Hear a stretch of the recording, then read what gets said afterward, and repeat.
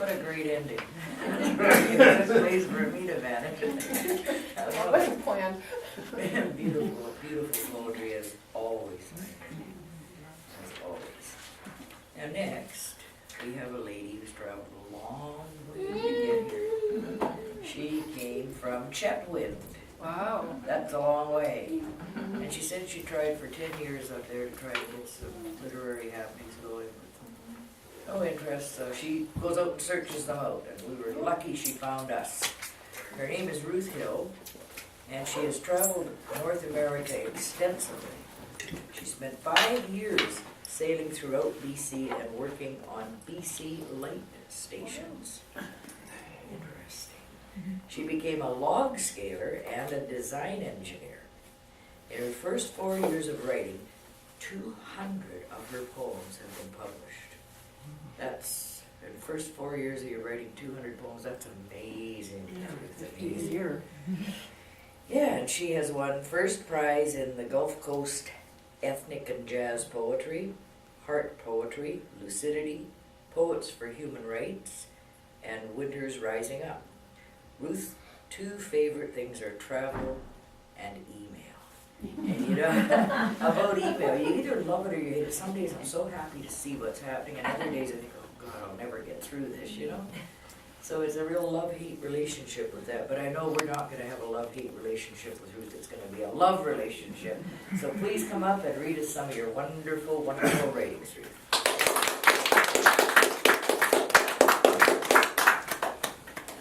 I want to thank Candace for including me. I feel so good about that.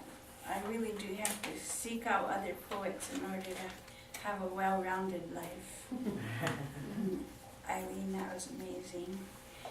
And I see the other ladies here. I get more out of you than you'll probably get out of me, but I'm just humble and thankful to be here. Okay, I decided not to do anything heavy tonight. I just felt lighthearted, so you're gonna maybe hear some childish things or revisiting my childhood because I feel old. And Francie's going to help me with the last poem. So. Well, it's good to have material and get children into poetry. I try to be a poet, yes it is. I try to be a poet that cares about people and the environment, how we relate to nature, and a diversity poet. So I write about a lot of other cultures. But this one is just plain painting a picture. I have this picture too somewhere. Cast in bronze.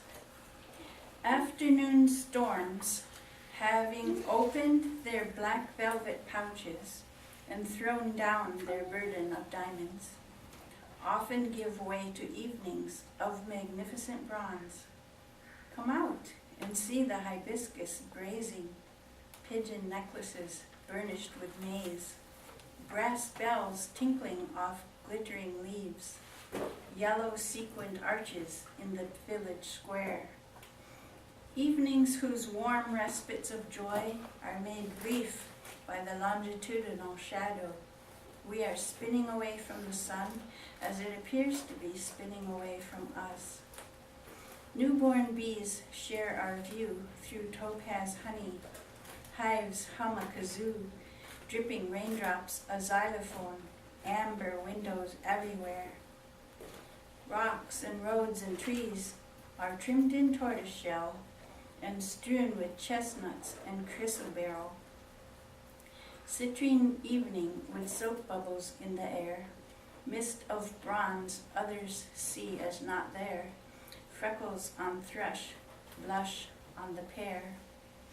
Like well-oiled athletes, golden hills flex their muscles. A single robin's silver flute calls the universe to order.